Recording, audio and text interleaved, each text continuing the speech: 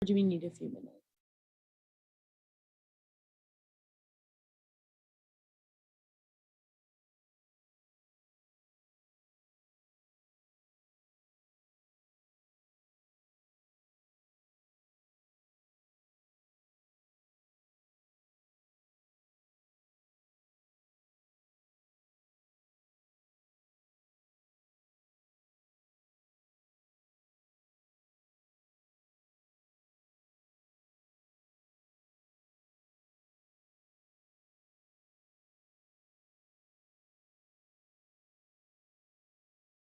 Alrighty, okay. Everyone's ready? Judge, are you ready? Wonderful. 1 more second, please.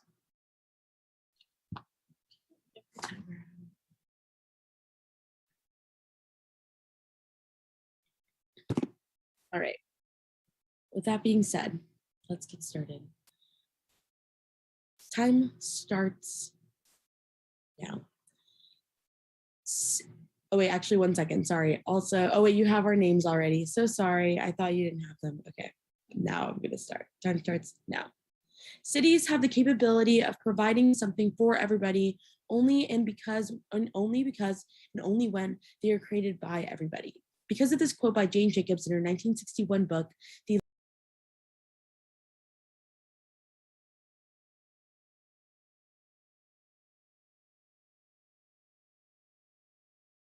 that some 55% of the world's population, 4.2 billion inhabitants, live in cities. By 2050, with the urban population more than doubling in its current size, nearly 7 out of 10 people in the world will be living in cities. And according to the United Nations, this is happening for 2 reasons. One, an overall population increase is unevenly distributed by region, and 2, an upward trend in people just flocking to cities. Because of this inevitable trend that affects almost everyone in the world, developing cities in a sustainable way should be our #1 priority. To do this, we argue that the UN's New Urban Agenda should be our method of seeing this through. Although cities have different resources and capabilities, our advocacy is that they should treat the agenda as the preeminent and authoritative global guideline for urban development as much as possible. The New Urban Agenda was the result of the UN's third conference on human settlements. It is a guideline for urban development for the next 20 years, agreed upon by the member states.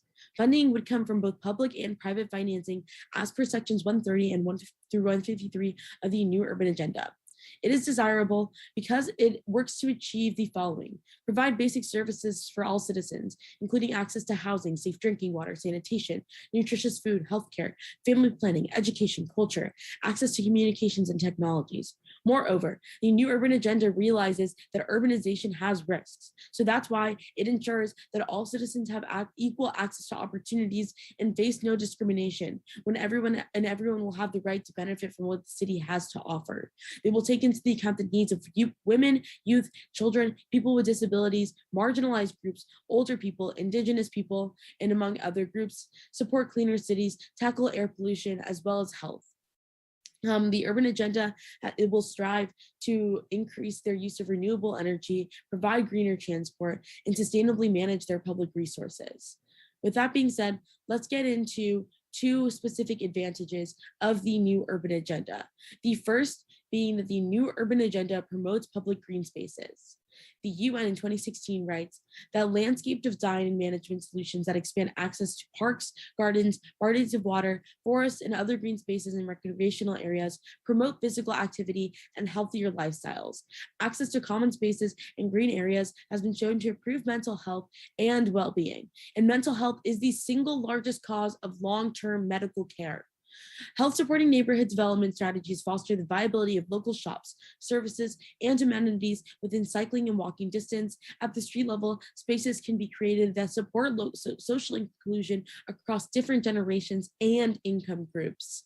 And public spaces lead to better mental health. Jones in 2014 finds that in a large European epidemiological study, socioeconomic inequality and mental health well-being was 40% narrower among respondents reporting good access to green space compared to those with poorer access, and they decreased mortality. The same study finds that physical inactivity is identified as the 4th leading risk factor to global mortality. Several environmental factors are recognized as contributing to physical inactivity inefficiencies such as high traffic volumes, and lack of parks and footpaths. The second advantage is internet. Prior to urbanization, Africa drastically lacked internet access. Made in 2021 notes that in 2000, the availability of internet in Africa remained severely underserved. At the time, the entire continent of Africa had less international internet bandwidth than the nation of Luxembourg. And Nagari in 2021 warns this, saying Africa's low population density and rural areas means that it is not efficient to lay fiber cables or build cell towers in a manner that would connect every inch of the continent. Thus, Whitaker in 2016 explains that it is more efficient for companies to install communication lines in areas with high population density. Thankfully, Bowser in 2020 furthers that the new urban agenda calls for universal and affordable access to the internet. This is done through the increase of urbanization. Craig in 2013 confirms that for every 1% increase in urbanization, the number of internet connections rises by 3%. Thus, in the last 20 years, Varela writes, the internet usage in West Africa grew at rates. In Togo, the growth rate reached 912%, representing the country with the highest increase. And this is why Mitchell in 2021 writes that since the year 2000, the number of people in Africa with internet access has jumped to 520 million. Internet access is crucial in two key ways. First is health. Manika finds in 2013 that the internet can improve the efficiency of health, reducing the cost of treating chronic illnesses by 20% and address 80% of the health issues of patients, and increase the number of people coming in for HIV screenings compliance rates to 90%. Overall, Meta in 2019 finds that telemedicine can reduce global health disparities, saving millions of lives in developing countries. And the second is through reducing poverty. A 10% increase in broadband penetration increases capita growth by 1.3%.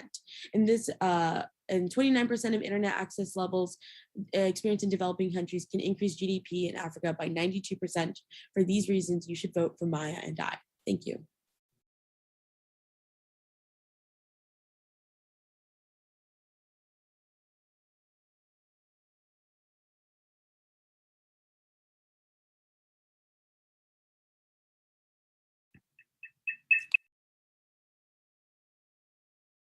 Sorry.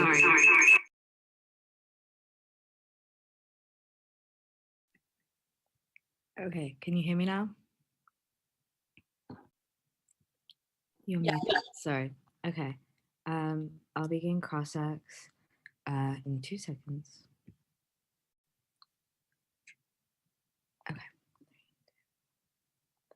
Are you aware that multinational corporations are the #1 drivers of pollution and climate change? Yeah. Okay, so how does the affirmative tackle like the disproportionate impacts of corporations on climate change? I would say that the affirmative, like, it's more about like prioritizing what we kind of build and how we do urbanization. And so I would say that the new urban agenda isn't necessarily like a law that like tackles corporations, but when it's going to be developing, it's going to be taking the people's needs into account first and not like major polluting corporations. So you mentioned like mental health and like internet access and some other things. So what would you say is your #1 priority amongst all those like advantages that you mentioned? Well, first of all, I can't really tell you like what my #1 like I would say that that's not our burden to say that it's our #1 priority out of all these specific things. Okay. But instead I say an agenda in general is our #1 priority. So what is your definition of priority then? Our definition of priority is going to be putting one thing in front of the other, and when it comes to like designating what's important. Okay, so wouldn't you agree that like by that you get like urgency, meaning that priority needs to be done before everything else? Not necessarily. I think I see where you're going with this, and you're trying to kind of like set us up in order to make this like a different type of priority debate. But basically we're saying that like the new urban agenda, when it comes to sustainable development in general, should be the priority. So no, I wouldn't say that like when we're deciding how to evaluate this round, it should be like, what should the number one priority be, like COVID-19 or development? I think the wording of the resolution makes it so that it's a sustainable development. Okay, got it. But wouldn't you agree that there are certain things which are prerequisites to others, certain things that you can't achieve without doing the others, therefore those things should be prioritized, right? No, not necessarily. I don't think that we No, just have to have one. if I'm like starting my car, to start my car, I need to find my keys. That's a prerequisite, which is why I should prioritize finding my keys before starting my car, right? 100%. But I'm saying that like it's not a black or white answer, and that we're gonna say that there are multiple different priorities in the world. Like, okay, because if okay, I mean, great. We'll just move on. So in terms of like, let's move on. How many people live in rural areas right now? we say that it's 55%, but in like 30 years, it's going to be 7 out of 10 people. Okay, so how does the new urban agenda do anything to create sustainable development in rural areas? So the topic literally is talking about urbanization. So you're fine with leaving 45% of the population untouched and like unhelped? Okay, I think that's really naive to think that like once we don't help an urban population that we don't care about the rural population whatsoever. It's not black or white. Like urban populations have spillover effects into or urban populations have spillover effects into rural populations. Also, internet access for like urban populations expands internet access for rural populations as well, and it benefits everybody. Okay, so moving on, are you aware that like we're currently in like a global democratic breakdown as like authoritarian far right governments gain more power? I don't know what you mean by that. I mean, like, I understand what you mean by far right authoritarian, but like who, where, you can't just make that like general. So just my last question is, wouldn't you agree that like because of this trend, democracy is a prerequisite or precondition for achieving any of the sustainable development goals or any of the benefits you claim it has? No, I'm not going to agree to that, because I think you're kind of trying to set my and I up for like this weird sort of priority about democracy and whatnot. So I'll say no.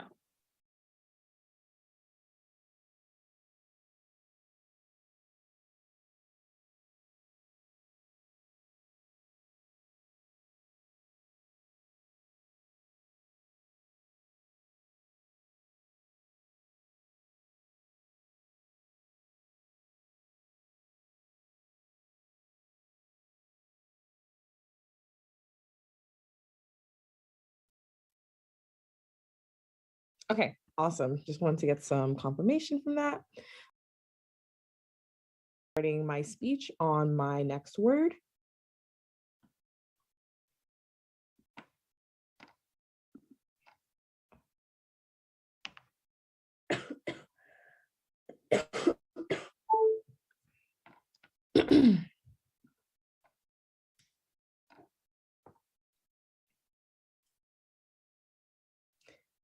Zero poverty, zero hunger, reduced inequalities.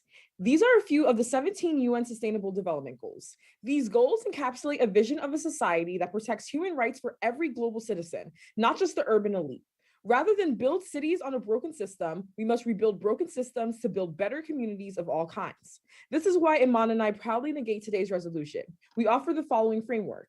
When we weigh impacts in today's round, we should center our impact analysis on which side most quickly and efficiently achieves sustainable development defined by the UN Sustainable Development Goals for all individuals. We want to emphasize that priority is at the heart of this debate. Cambridge Dictionary defines priority as something that you do or deal with first because it is more important and urgent than other things. The affirmative must prove that the new urban agenda is not only important, but its implementation must be urgent and prioritized above all other global policy initiatives and sustainable development efforts. In light of violent global conflict, the proliferation of authoritarian and far-right governments, and a global pandemic that has accelerated poverty and inequality worldwide, can we really say building better cities should be our #1 priority in 2022? Iman and I want to frame the Sustainable Development Goals as the top priority. They are urgent and important. However, the new urban agenda should not be a priority because it is at best a distraction from the SDGs and at worst an impediment towards them. Instead, you should weigh the team that best achieves the priority of sustainable development. Our case slogan is that you cannot fix the symptoms, you must cure the disease. Cities are nothing more than a symptom of the broken and diseased societies they are built in. Failing cities are symptomatic of a society riddled by structural issues. We offer two key observations about why the new urban agenda should not be a sustainable development priority. First, the NUA is tone deaf and impractical. And second, we should prioritize people and the planet, not cities. Observation one, new urban agenda is tone deaf and impractical.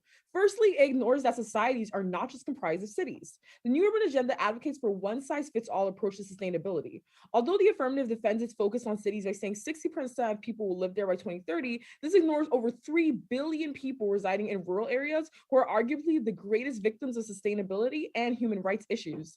Also, the most unsustainable industries are centered in rural areas, such as mining, forestry, and agriculture, and they notoriously infringe on the human rights of their workers. To leave rural areas behind is not only a myopic approach to sustainability, but fails on Sustainable Development Goal number 12, responsible consumption and production, and 13, climate action, but also allows human rights abuses in these industries to run unchecked, violating goal number 1, no poverty, number 3, good health and well-being, and goal number 10, reduced inequalities. To leave rural areas behind actually leads to inequalities growing because urbanization is very binary in the global south, meaning that cities comprise the political and economic elites and the most educated and well-off segment of the population is there, while the worst quality of life are concentrated in rural areas who are dependent on subsistence agriculture and exploitative employment.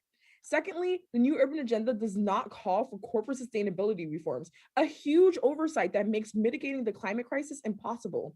Josh Axelrod writes for the National Resource Defense Council in 2019 that 100 energy companies have been responsible for 71% of all industrial emissions since human-driven climate change began. And it's not just the energy sector. The top 15 US food and beverage companies generate nearly 630 million metric tons of greenhouse gases every year. Multinational corporations create the most pollution and profit the most off of unsustainable business practices, yet the new urban agenda does not target corporate stakeholders, nor does it include corporate social responsibility as one of its policy goals. Third, the new urban agenda doesn't challenge neocolonialism and neoliberalism. Without undermining those structures, inequality increases because development in the global south depends on unsustainable industries, creating economic growth in lesser developed countries through exploitation of their impoverished workforce. We call this the Made in China to Made in Bangladesh pipeline. First, the West exports its most pollution-creating industries, worsening exploitation, air quality, and sustainability in the global south, and generates economic activity that develops these countries until they can export these industries as well. This is the reason that our clothes used to say made in China, and now they say made in Bangladesh. China became wealthier by letting the West exploit its workforce in sweatshops, and now they can reproduce colonialism and exploit other countries, creating a vicious cycle. Finally, the narrow focus on urbanization in the new urban agenda forces a trade-off between different SDGs, preventing achievement of all 17 sustainable development goals and worsening climate change, something that Iman will get to later. Observation 2, prioritize people and the planet, not cities. We started this speech by saying that achieving the Sustainable Development Goals is urgent. We only have 7.5 years left until 2030. There are better goals to prioritize that are more conducive to solving the SDGs on a faster and more efficient timeline. The new urban agenda falls short of its own vision of eliminating the 3 major obstacles towards sustainable development worldwide, which the new urban agenda itself states are the persistence of multiple forms of poverty, growing inequalities, and environmental degradation. As we stated in the previous observation, the new urban agenda is a misguided blueprint to eliminate these 3 major obstacles. However, we agree that these obstacles must be addressed to advance progress towards the SDGs, which is why we advocate for the following 3 initiatives to be prioritized above the new urban agenda. First, promoting democracy. Second, accelerating implementation and innovation of green tech. And finally, enforcing corporate sustainability. These 3 goals should be prioritized above the new urban agenda because it recenters the focus away from urbanization and actually towards eliminating the fundamental obstacles of preventing the achievement of the sustainable development goals. What we see here is that there's an outline of how these 3 goals work together to create the sustainably developed future that we aspire to. I began this case by telling you that you cannot fix the symptoms, you must cure the disease. Promoting democracy, accelerating green tech, and the global enforcement of corporate sustainability fix the structural and systemic issues underlying the symptoms that to create the cities the new urban agenda wants to fix. That is why we proudly negate. Thank you.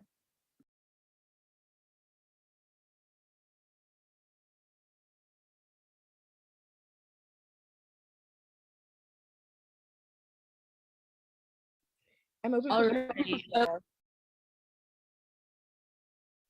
Hello, sorry. There's like a million things and buttons. Okay.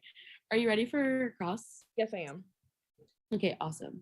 With that being said, let's get into it.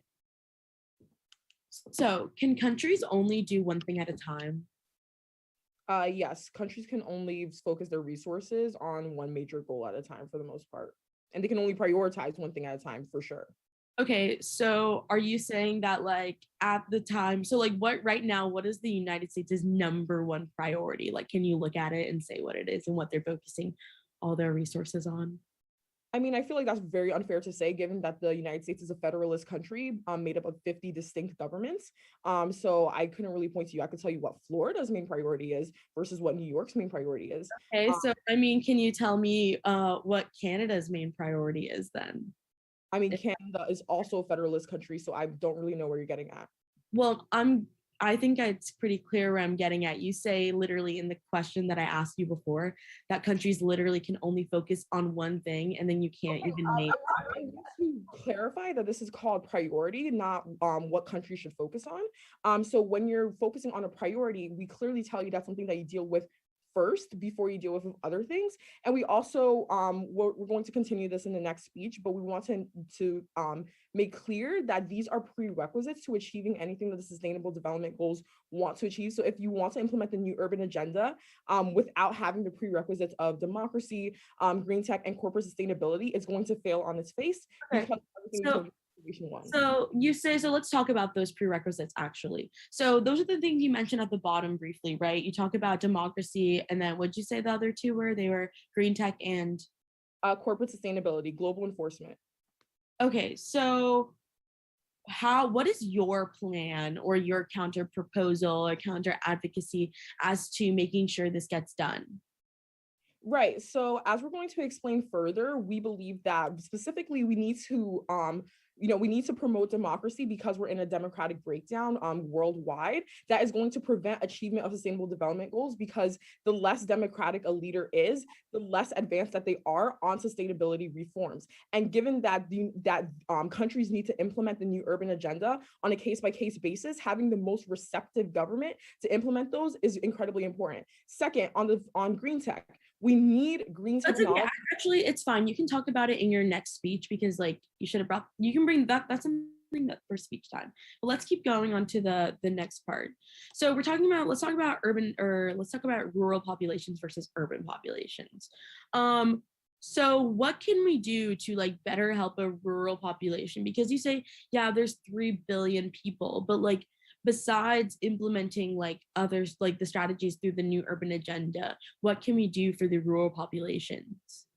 Right. So rural populations are key to achieving all 17 sustainable development goals, right? So if you leave out or like rural populations from the new urban agenda, you're not making enough progress towards achieving all 17 sustainable development goals. Okay, so this hinges on you whether or not you can win the fact that there can only be one priority, correct? I mean, there can only be one priority. We clearly said that. I think you guys also said that. That's something that you have to do first. And we also tell you that we have prerequisites. So insofar as you have prerequisites, you need to prioritize those things first. Okay, first of all, I would say that we're getting through a lot of steps just for y'all to have actually anything on your side. But let's get to like one more question. I have one last question for you. So is urbanization inevitable? Is urbanization inevitable? Yeah. Is urbanization inevitable? Sure, it's a trend that's like happening. But you're saying, but the question is it inevitable? Is it going to happen no matter what? I mean, I think it's a trend that's happening. Like, sure, but you can say it's inevitable. Okay, awesome. Thank you. It's time.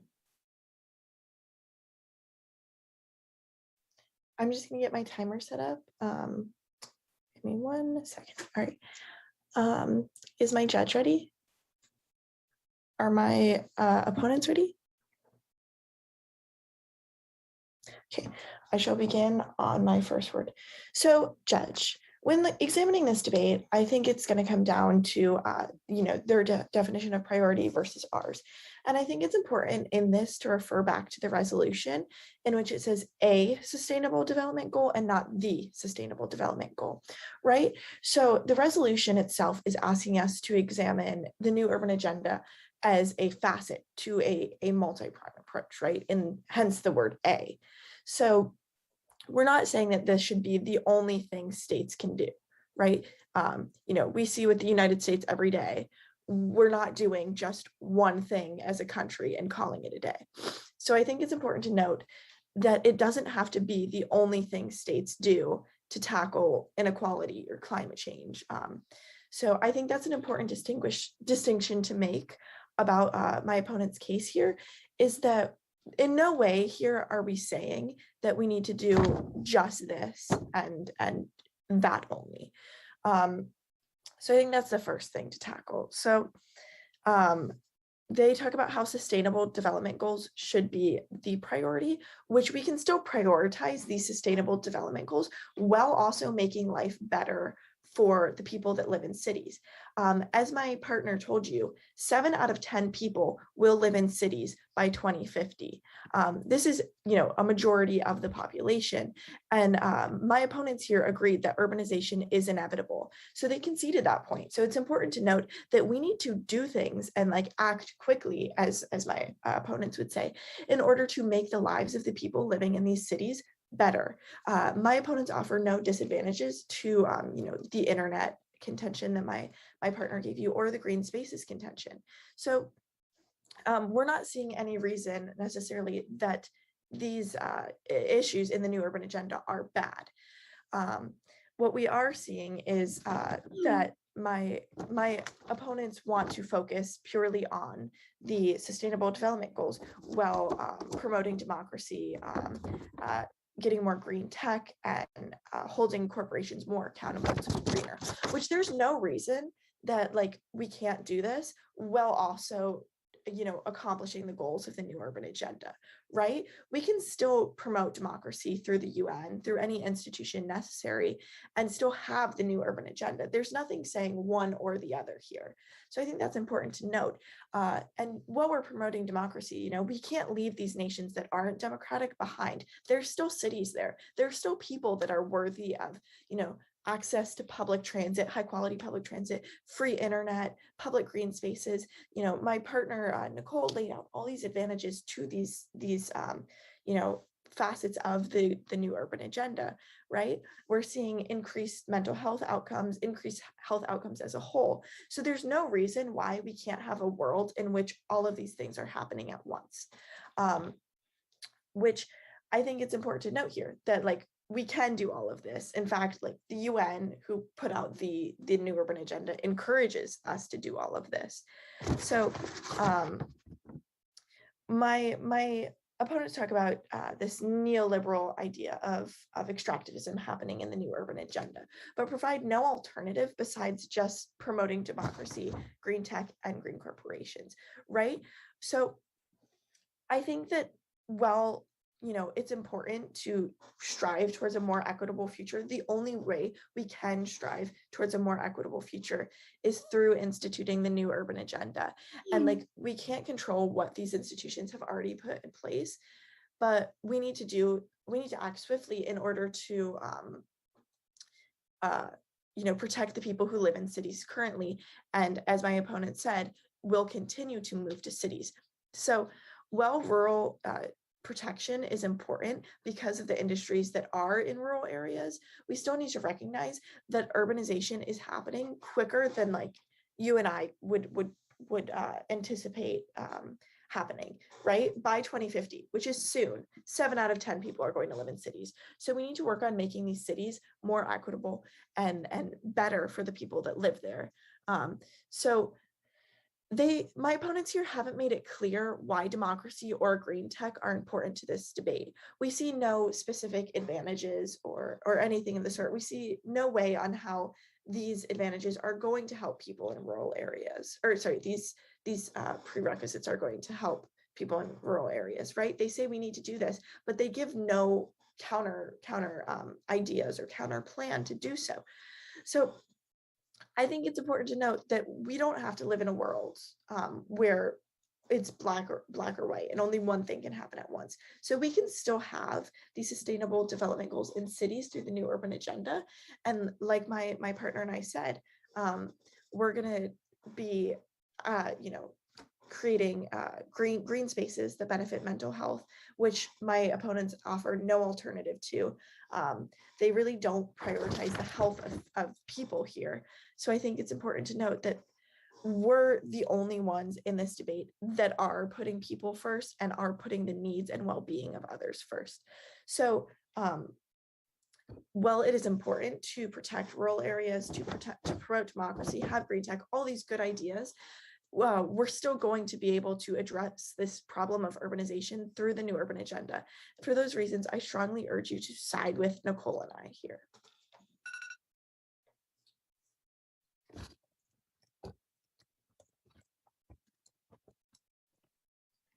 Thanks for that great speech. Are you ready for cross-ex? Yes, I am. Awesome. I'll start on my next word.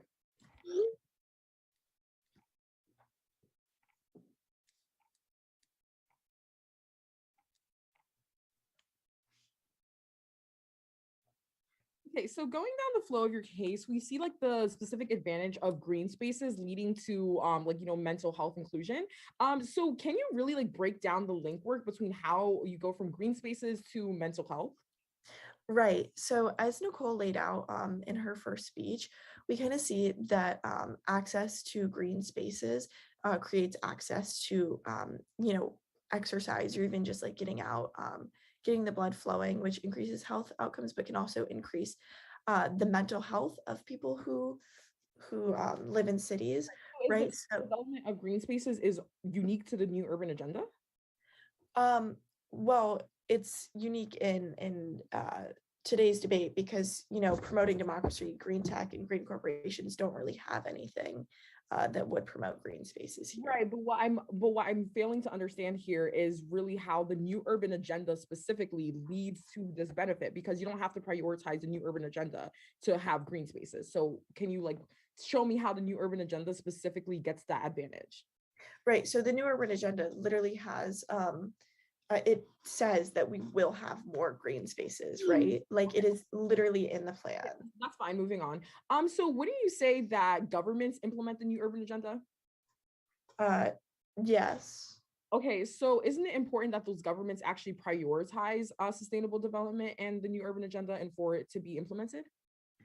Right. So in order to have the New Urban Agenda, we're asking countries to prioritize the goal of it. So it's, I mean, right, but like it's non-binding, isn't it? Yes. So given that it's non-binding, wouldn't you say that the governments that are most likely to adhere to the New Urban Agenda are governments that believe in sustainable development in the first place? Well, I think it's important here to refer back to the resolution in which it says we're debating whether it should be a sustainable development priority or not. But if it's a sustainable development priority that can't be implemented because governments are refusing to implement it, how could it be a priority? Right. So there's still going to be countries that implement it if the judge sides with the affirmation here. So I think it's important to note that like it's going to happen in certain countries. It just depends on the extent. Okay, so moving on. So wouldn't you say that climate change is basically like the number one threat to humanity at this point? No. No, so you don't think that climate change, like I think it is a threat. I don't think it is the number one threat right now. Also, you don't believe that, millions of people dying, refugees, like all that, that's not an issue?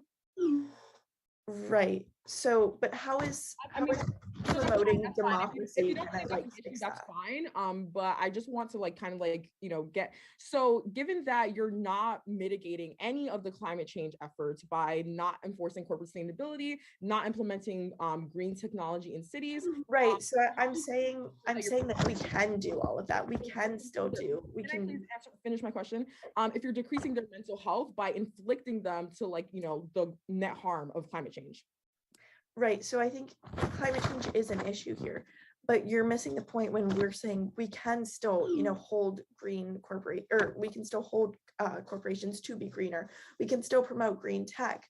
The New Urban Agenda does talk about climate change. Okay. Last question. I'm so sorry. We're just running out of time really quick. So you mentioned like the internet and like, Africa having less internet bandwidth. Would you say that this is a function of development or this is a function of corporate greed? I mean, the New Urban Agenda is working with corporations in order to put, it's government and corporations, so it's working together to put internet in these countries. So I don't think it would be corporate greed, right? We disagree, but Iman's going to go into that later. That's time.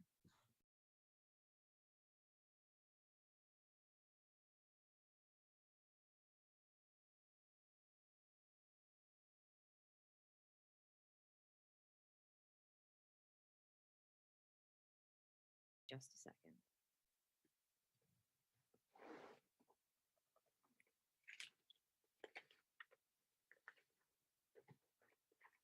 You cannot fix the symptoms, you must cure the disease. Broken cities are symptoms of broken systems. The new urban agenda works within these broken systems. Maria Kaika in 2017 states in reference to the new urban agenda that this old framework vaccinates citizens and environments so that they can take larger doses of inequality and degradation in the future, and it mediates the effects of global socio-environmental inequality, but does little towards alleviating it. The topic statement tells you that the negative needs to show you why the new urban agenda is undesirable in the status quo and why it cannot coexist with the negative world. We do both. We show you that it's undesirable through the trade-offs between the SDGs that the new urban agenda forces us to make are too great, and that it's competitive because of our promotion of democracy, promotion of green technology, and promotion of corporate sustainability are prerequisites for a potential new urban agenda. So, the trade-offs argument.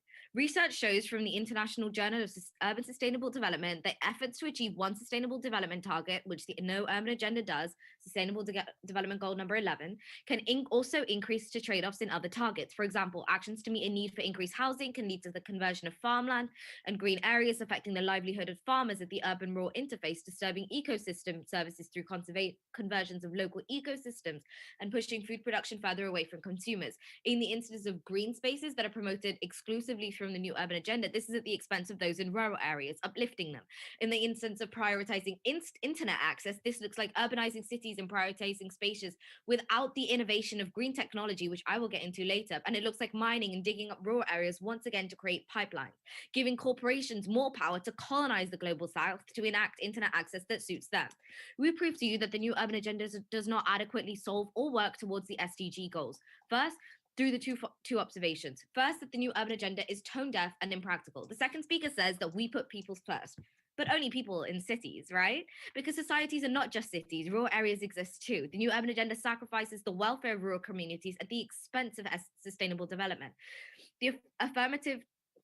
The Encyclopedia of World Problems and Human Potential states that unsustainable rural development and leaving behind rural areas, in fact, aggravates resource depletion, the absorption of rural communities, indiscriminate economic development, the destruction of rural subsistence economy, and the degradation of agricultural land by cash crops. So, through the focus on urbanization, rural areas are often at the expense of urban areas. So by not accounting for rural areas, not only does the new urban agenda leave behind 3 billion people, it threatens sustainable development for all of us. Secondly, Delphine tells you that the new urban agenda uses a neo-colonial, neoliberal framework.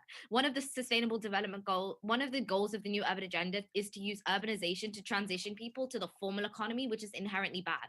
In this transition to the formal economy, workers in the global south are often subjugated to exploitation and unethical working conditions, enforcing the trade-off from independent economies to the global economy. The new urban agenda forces workers to exchange economic freedom for Western exploitation, and that the new urban agenda fails to account for corporate sustainability. So we explain that we want to protect the people and the planet, not cities, through democracy promotion, green technology, and corporate sustainability. So why democracy? Democracy is at the core of a successful global system. Cities do not create governments, government creates cities.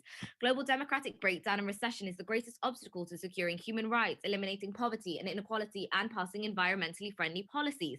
The great cities that the NUA imagines depend on great governments that are currently being disrupted by democratic breakdown. This looks like the promotion of free and fair elections and tackling voter suppression. We have a democratic backslide because of things like voter suppression and leaving out rural populations. Leaving rural areas behind leads to the election of the far right and the promotion of democratic backslides. This looks like countries like England voting for Brexit and preventing that. This looks like rural areas voting for Trump and preventing that. So not only can we resolve for democratic harms by prioritizing democracy, but we can also resolve for environmental degradation by ensuring the support of leaders more likely to prioritize the protection protection of the environment. So why green technology? We are focusing on creating cities that may not even exist in years to come. Climate change is the most paramount and pressing issue that society faces, and the NUA fails to account for that in a true systemic way. The new urban agenda sacrifices the environment for human rights and economic development. However, the worse climate change gets, the worse human suffering gets. We cannot afford to make that trade-off, the trade-off that the new urban agenda promotes. Kimberly Henderson writes that the world does not yet have all the technologies to solve the net zero equation of greenhouse gas emissions. Research in Europe's net zero pathway suggests that climate technologies that are already mature could, if developed wider, deliver about 60% of the emissions abatement to stabilize the climate by 2050. The further abatement must come from climate technologies that aren't quite ready, including 25 to 30% of technologies that are not yet mature. Therefore, green technology is the innovation of green technology is the sole solution for the new urban agenda's goals, because it reduces carbon emissions, offers a greener energy source, achieves a sustainable development goal of clean water and sanitation, and conserves wildlife. Next, why corporate sustainability? Because multinational corporations and other stakeholders need to be held accountable for their disproportionate environmental impacts and perpetuating inequity. Douglas Starr in 2016 states that nearly 2/3 of the major industrial greenhouse gas emissions from fossil fuel use, methane leaks, and cement manufacture originated just in 90 companies around the world, which either emitted carbon themselves or supplied carbon ultimately released by consumers and industry. Prioritizing the accountability of corporate stakeholders allows the inability to find loopholes in blanket government policies, which are non-binding, which the new urban agenda promotes. We believe that the negative case telling you that you cannot fix the systems, you must cure the disease, is paramount. Promoting democracy, accelerating the implementation and innovation of green tech, and global enforcement of corporate sustainability. Fix the structural issues underlying the symptoms that create the cities the new urban agenda wants to fix. We operate these under a prerequisite, and for all these reasons and more, Delphine and I are proud to negate. I'm just gonna get my timer set up. All right. Is my judge ready? Are my opponents ready? I shall begin now. So I first want to go in, I kind of wanted clarification on some things. You talk about how promoting democracy leads to better rural outcomes, but the examples you give of like rural areas kind of like causing issues are from democracies, right? Like you talk about rural areas in England voting for Brexit. I said we, through the promotion of democracy, we can allow like protection for rural areas as well, and making sure that they have equal say. So what happens when rural areas get left behind is that they then tend to vote for more radical policies, such as Brexit, such as rural areas, voting for Marine Le Pen more. So this is the global democratic backslide that are already happening in existing democracies, and this is something we want to prevent. So we're not actually leaving rural areas behind. Our promotion of democracy helps them and everyone have equal say. Right, but so how are countries that are already democratic like gonna further promote democracy here? That's exactly our point. Like, we're preventing global democratic breakdown. So this can be such, I mentioned like UN voter things coming in and preventing voter suppression. This can be, stopping voter ID things being being promoted, that kind of thing. We're trying to prevent this trend of global democratic backslide already happening in existing democracies. Okay, is there like any reason we couldn't, like, in your opinion, I guess not just your opinion. Yeah, but yeah, because we think this is I kind of guess the question that you're asking. Yeah, we think that because this is a prerequisite to even enact any of the policies that the new urban agenda wants to do. You could have a great city and you could have, it being environmentally friendly or whatever, but one rural leader, crazy leader in a country could bomb your city and your city doesn't exist. So we think that the promotion of democracy as a prerequisite means that any of the potential benefits you could even get, even if you buy into the benefits that the new urban agenda gets, which we don't, are like fall flat. Okay, and then can you kind of talk about how holding the corporations accountable and how like the new urban agenda kind of promotes these like non-green well, the new urban agenda may incorporate corporate stakeholders, but like that's it. It doesn't hold any of the corporations accountable for any of the things that they actually do, which we think is ridiculous considering only 90 corporations like do the most harm in like reference to climate change and like methane and carbon emissions and those kind of things. We All think right. holding them accountable is necessary if you even want to get any of the benefits and progress towards the prevention of climate change. Okay. You also talk about these corporations exploiting to put in new Wi-Fi. Do you have like a card for this? I mean, no, that was just an example of like the benefit that you guys used. Like your two benefits being like green spaces and internet access, and we gave you the like numerous disadvantages to the trade-offs, but also as to why like that would look like multinational corporations coming in, building like internet access places, like mining, like when internet pythons and stuff are built in, that comes at the expense of rural areas and ecosystems and farmland. But that also looks like multinational corporations coming in, implementing the consistent Western hegemon and reinforcing the same colonialist principles, which we think are a net harm, which the new urban agenda promotes. All right.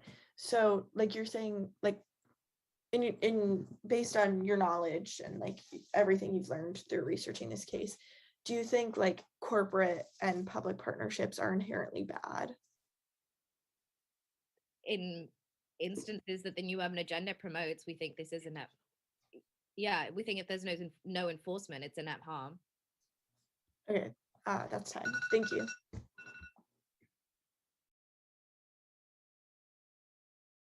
Okay, we're gonna start starting now.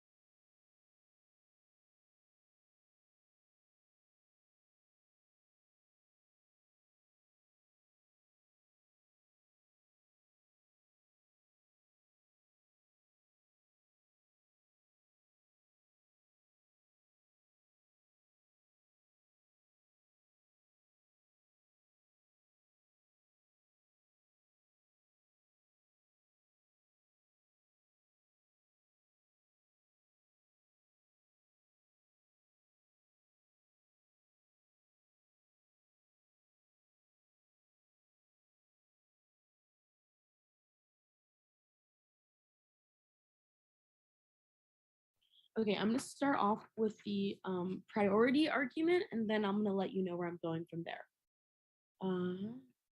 With that being said, my time starts now. So let's get into the kind of nitty gritty of this speech. So first, what my opponent said in their last speech. They say, or actually, let's talk about the priority point. My opponent's only real way to win this round is if they win the point of priority, but they don't do this for a few reasons. One, Maya and I point out to you the topic statement wording. It says A versus B, sustainable development priority. The whole time throughout this round, they are trying to kind of get us in this sort of hole by trying to make us agree that there can only be one priority. However, this isn't true. First of all, we say that that's not true. I asked my opponent in the cross-examination, one, if you only have one priority, does that mean that you can't do other things? And they say, or I asked, countries only do one thing. They said, yes, countries can only do one thing if you vote for the negative, or in general, the countries can only do one thing. And then I asked them which countries only do literally one thing and only have one priority. And they literally couldn't name it. They said that the United States has, as a federation, has states. However, we also have a federal government and a federal level, and we have our federal goals and priorities, and they weren't able to state either, or for Canada as well. I would say if you can't do that for either of them, then you really can't prove that states only do one thing, or countries only do one thing at a time. And also, I would say that that's just like inherently wrong. When during the COVID-19 pandemic, we both prioritized keeping people safe to a certain extent, and also our economy. So I would say that doesn't work for them. But then they say that they still win the priority point because there's competition and the perm. But however, let's talk about the perm. First of all, I would say that Maya and I, throughout the entire round, have been asking them specifically what makes it so that they have these prerequisites. They didn't read it till the last speech. One, I would say that's bad for debate. And two, I would say that that still doesn't work for them either way, because when they talk about competition, they talk about a few things, and they read you in the last speech an argument about trade-offs. And they say that there is a trade-off when it comes to housing or other things, urban, rural, food production. However, you're not going to give this isn't going to be a reason that they win this point, because they're contradicting themselves. They say, one, you have to prioritize one thing, or you're going to have trade-offs. But then they say that there are 3 different prerequisites that we should be prioritizing. So which is it? Is it going to be going to be green space? Is it going to be corporate greed, or is it going to be democracy? They can't choose one or the other. They're trying to make sure that they can get out of this for them, but it's not going to work out at the end of the day. Let's keep going though. Then they so let's talk about their responses to our points really quickly. First, they talk about green spaces. Their only response to green spaces is that there is going to be a trade-off. That trade-off doesn't work for them. It's a contradiction. Moreover, you should still be voting for green spaces, especially when the Jones evidence in 2014 says that there is a 40% gap in the mental health well-being, specifically depression, of people who have access to green spaces and people who don't. The New Urban Agenda promotes this. Then, when we talk about internet access, my opponents really only have one response to this in their speech, and it's colonialization. First of all, that's a blip. Don't give it to them. But second of all, I would say the colonization, they don't really give us reasoning as to why that is inherently bad. And two, Maya and I specifically read to you evidence from Makila in 2013 that says once you increase internet access, 80% of people are going to be able to treat or have telehealth medicine, and 20% of people and they're going to reduce the cost of treating chronic disease by 20%. That really right there is going to be the reason that you're voting for Maya and I, because we have a succinct plan in mind. But let's keep going. Let's go back to their side of the debate. First of all, they say there's 2 reasons to vote for them. One, the New Urban Agenda is tone deaf, and that rural degradation is going to happen. First of all, urban agendas, urban cities and rural places are inherently linked. And that's just how it works, like demographic wise. When people flock to the urban areas, there's going to be outpouring for the rural areas. So I would say that one, helping people get internet access in green spaces in urban areas is going to be good for the rural populations. And two, even if you think that rural populations are important, we would say that you can do both. Their perm doesn't really show much competition. And three, I would say that that at the end of the day, even if you think that you shouldn't do both, they still give you absolutely no reason as to how they do anything at all for rural areas. They're really just saying rural areas need help. They don't get into the nitty gritty of it. But then about corporate greed, they say that corporate greed is bad and that we don't have, the New Urban Agenda doesn't hold anyone accountable. First of all, we would say that it's public-private partnerships, and then that inherently holds people accountable. And two, let's look at the vaccine. The vaccine is a good example of a public-private partnership. They say that greed is inherently bad, but they don't give you a reason as to why, and they give you buzzwords like exploitation. However, at the end of the day, we got the COVID-19 vaccine, and that on net saved millions of lives. But let's keep going to their argument about the people and how it falls short of democracy and prerequisites on all these things. However, they say that It's either democracy or green tech. What the answer? And also, the new urban agenda, I said it in my first speech, literally asks us to look towards green technology and that development. So if you're voting for the new urban agenda, you're voting for the new urban development. Also, with their argument about democracy, they say that they say that this is important. However, they also talk about colonialization is bad. However, if we're trying to forcibly implement democracy, we're going to be forcibly implementing colonialization. At the end of the day, you're not going to be voting for them because they have no clear succinct plan. They just have hopes and dreams. Instead, you should be voting for Maya and I, who lay it clearly out for you the benefits of the internet, as well as green spaces and all these other things. Vote for the affirmative. Thank you.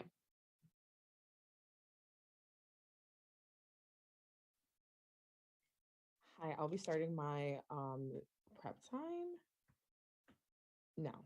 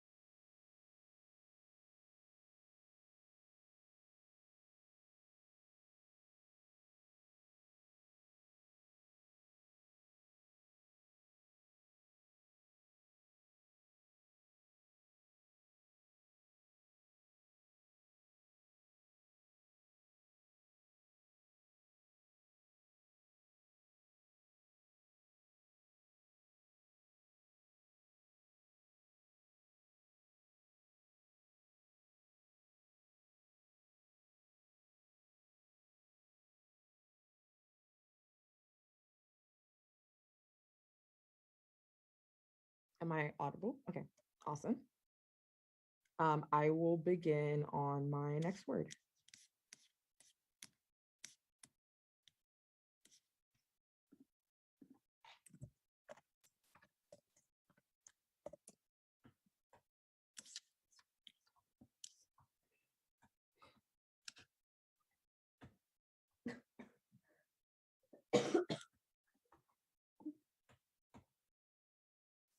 We open the negative case by telling you that you cannot fix the symptoms, you must cure the disease. Cities are nothing more than the symptom of the broken and diseased societies they're built in, promoting democracy, accelerating implementation and innovation of green tech, and global enforcement of corporate sustainability fix the systemic issues underlying the symptoms that create the cities the new urban agenda wants to fix. This is why Iman and I are privileged to negate in today's round.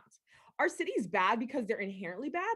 Of course not. But the problems of cities depend on systemic issues, and any single harm that the affirmative tells you are rooted in systemic issues. The Trojan horse of the new urban agenda should be left at the gates because it reproduces the inequalities they claim to eliminate through a neoliberal and neo-colonial approach. First of all, the affirmative tells you that the urbanization is inevitable, which makes the moral imperative that cities develop sustainably all the more crucial. Yet if you're sacrificing the climate, human rights, and democracy to urbanize, can we really call that responsible sustainable development? Insofar as you value sustainable development, you value a sustainable development priority, you must value the neg specifically. We show you how by prioritizing the NUA, it recenters the focus away from urbanization and towards actually eliminating the fundamental obstacles as preventing urbanization. When we weigh impacts in today's round, we should center our impact analysis on which side most quickly and efficiently achieves sustainable development as the priority. Let's remind ourselves that that priority is defined as something that you do or deal with first because it is more important or urgent than other things. First of all, we provide you the most valid definition in this round. And we also tell you that the key word here is urgency. What should we accomplish the most in the next 10 to 15 years to guarantee the achievement of the Sustainable Development Goals? We need to act now to fix the broken system so we can create the better cities the new urban agenda dreams of. Every single benefit that Nicole and Maya tell you about are rooted in having a strong democracy that are going to be able to implement this, having green tech that you can actually implement in cities, because you can't implement technology that doesn't exist, and ensuring that we enforce corporate sustainability so they stop human rights abuses, they stop unchecked greenhouse gas emissions that are actually contributing to the climate crisis. You can't achieve any of their impacts without going through our plan first, which is why you prefer it. But specifically, let's get into their two specific advantages that we get. Green spaces. We're already, Iman already tells you that you can't access your green spaces point if you don't have new urban agenda implemented in a country. And you can't have new urban agenda implemented in a country without a strong government that is willing to prioritize environmentally friendly and sustainable development. And specifically, when we tell you all of the negative impacts that come out of the new urban agenda, can you truly prioritize their green spaces and internet points? And even if you do value the benefits of having, green spaces and deploying internet in the global South, first, we tell you that that's also an engine of neocolonialism, neoliberalism, and capitalism that's going to just flourish in the global South. That we're not going to see redistribution of wealth. We're not seeing an actual implementation of equity in these urban areas. And second, you don't prefer these benefits over what we tell you about the harms of the made in China to made in Bangladesh pipeline. You don't prefer this over the harm of exploitation. You don't prefer this over the harm of sustainable industries in rural areas being completely unchecked. Nicole tells you in her last speech that we don't provide an explanation for how neocolonialism is problematic. We believe that we crucially show you how the new urban agenda, without tackling corporate sustainability, we're going to continue seeing the same issues. The problem isn't people, and minute pollution. It's big pollution. And if you don't have corporate sustainability, if you don't enforce those efforts, you're not going to get any of those benefits. So let's get into even if you take the affirmative at their absolute best, they don't tell you why the new urban agenda is urgent and how our plan is not a prerequisite. So even if you believe it's important, you still vote for the negative because Iman's speech explains in detail why democracy, green tech, and corporate sustainability are more urgent and therefore take priority. Green tech solves for environment better than the affirmative can, because in order to implement green tech that actually works, you have to create it first. That's what the global community should be prioritizing and coming together to innovate on. Iman already reads you the Kimberly Henderson evidence from 2021 that the world does not yet have all the technologies to solve the net zero equation. We need to solve the net zero equation or we're going to be screwed. And that's something that you can only achieve through the negative so that we can actually create the green tech that gets implemented later on. They only solve for 55% of the global population living in cities currently, and leaving rural areas behind leads to sustained environmental degradation of our rivers, of our forests, and of our plains. Let 3 billion people continue to live without access to basic needs and create resentment in rural communities that make democratic breakdown even worse. If you hear even one thing out of this case, this is what you hear: that we're going to have democratic countries that are already democratic, becoming even less democratic because the backlash in rural communities leads to them voting for far right and authoritarian leaders. Donald Trump left the Paris Climate Accords. We have Marine Le Pen, who was threatening Brexit ahead of the French election last week, and rural British people voted for Brexit, which destabilized the EU and has led to them retracting from environmentally friendly policies. The worse democratic breakdown gets, the more impossible it will be to solve sustainable development.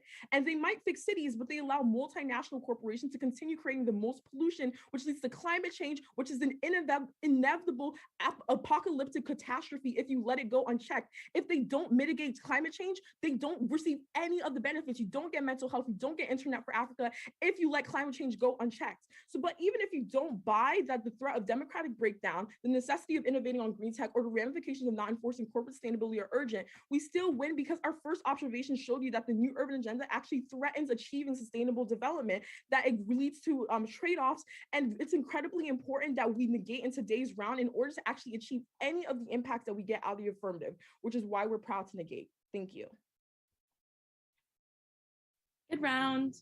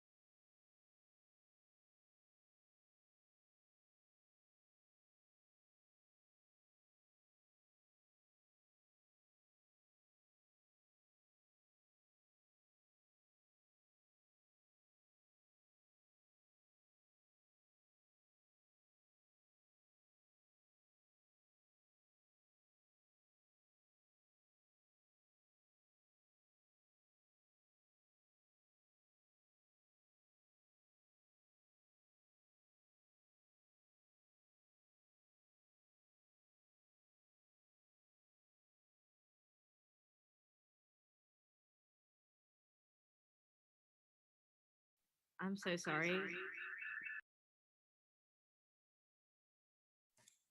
Okay, I think I accounted for all the debaters are here now. This is a very good debate, really good. It was also a close debate. I think I was still open to kind of voting for either team going into the rebuttals. So that's a really strong Florida showdown. I think all of you should be really proud of your performance today in this round. You're representing your teams very well, your university, and yourselves. And I was really happy with the quality of this debate. I want to organize what I say here. First, the reason for a decision, how I chose a winner, and then I want to also give some comments on delivery and content strengths, and maybe one area to improve for each of the teams. And also, if I haven't judged you before, it's nice to meet you. I'm Becca, and I'm a debate coach at Emory University in the Atlanta area. So in this debate, I chose Miami on the negative as the winner of the debate. So I'll describe how I got there and then offer some comments about the individual speeches and speaking strengths. I think that the framework part of the debate about whether the new urban agenda should be a versus the only priority, I think that took up a little bit too much time in both of the last rebuttal speeches. To me, it seems like to win that the new urban agenda should be a priority means that the affirmative would need to prove that sustainability is an urgent problem in the status quo, which I think you have, and that the new urban agenda would work well to address the problem without undesirable outcomes. And that's the part where I got hung up a little bit. I think the negative has a lot more evidence in the constructive speeches and made a compelling case that if we try to use the new urban agenda to address environmental sustainability, it will fail for a number of reasons, like the technology isn't ready to do green initiatives, or maybe corruption will doom it, or a lack of democracy in certain countries will doom it, or it might be enforced wrong or in ways that increase inequalities rather than help to address inequalities. An area where I don't think the negative did as well is what exactly democratic reform or green technology money, what does that look like, or how will that be carried out, or is that a feasible endeavor? Those kind of questions, those details are unclear to me, but the conditions that you've raised about whether or not the new urban agenda would work, I am on board with. I'm doubting that the new urban agenda will work to address environmental sustainability in a way that works to address such an urgent environmental problem. So that's kind of how I made a decision about who I thought won the debate. I want to give some comments now for the individual speeches. For the first speaker, Nicole, I think some of your delivery strengths were, I thought your rate of speaking was really good and appropriate. And I liked that you had transitions, words that kind of helped organize and made it easy to listen for points and when you were exactly moving on from a point to a new point. And I think one of the content strengths in your speech, in your first speech, was the research, especially with the health studies in the green space observation. One thing I think you could work on for the first affirmative case, I think in the second sort of observation or advantage, the source identifications could use a little more biography. So instead of like Whitaker 16 or Craig 14 for a public facing debate, I would say you want to give more detail about who Whitaker is or who Craig is, and maybe prioritize that over the date of the research, unless the date of the research is pretty recent, because audiences will respond positively to that. For the second affirmative speaker, Maya, I think a couple of your delivery strengths, I really liked that your speed was at a conversational speed, and it was like a conversational style. I felt like you were having a conversation with me or with whoever your audience is. And I think audiences will respond really positively to that. The style just sounds very extemporaneous. A content strength of yours, I think I really liked the summaries or references to previous points, like your own advantage areas. And I liked your identification of the opponent's argument by kind of starting with they said or the opponent said, because then it made it really clear what argument you think you're responding to exactly when you're responding to it. One maybe area for improvement in this debate, I think the second affirmative speech would have benefited from more research generally to just try to address the opponent's case, or more research to further support your own case, to maybe expand on why the green space technology initiatives of the new urban agenda would work, or maybe some more details about those. For the first negative speaker, Delphine, I think some of your delivery strengths were, I definitely think that your cross-ex answers were the best of anyone when they were answering cross-ex questions. I really liked your confidence, and your answers sounded polished, even though that was probably the first time you were hearing the question. And in the speech, I really liked your emphasis on certain words to make them stand out, and just generally your volume. A content strength, I think, was the research that you had prepared for the speech. One area where I think you could improve for the future debates on this side, I think some of the time in the first constructive speech was a little unbalanced, where you spent a lot of time on the first advantage or the first point, and then the second point or the three counter priorities, you only had about 54 seconds for those. So that was a lot less time. And I think that you spent maybe too much time on the background and the advantage one or point observation one, and more time should be, it doesn't have to be completely balanced with equal time, but I think the second point would benefit from a bit more time. For the second negative speaker, Iman, I think your delivery strengths, I really liked the transitions, like the use of next, and sort of just generally the way you made pauses at certain times. Those helped organize the speech, but also helped punctuate the delivery and made it sound nice in the first speech. Some of the content strengths, I liked that you included some new or extra research in that second negative speech from encyclopedias and academic journals. I think that really helped to expand and strengthen the points that Delphine was already making in the first speech. One area for improvement for the future, I would say on this side, you might want to have some kind of more anti-new urban agenda green spaces specific evidence that are like, these green spaces are bad or would fail. And that is a very specific set of evidence, but it might be useful in your next few debates when you are negative later on today, if you don't have it available.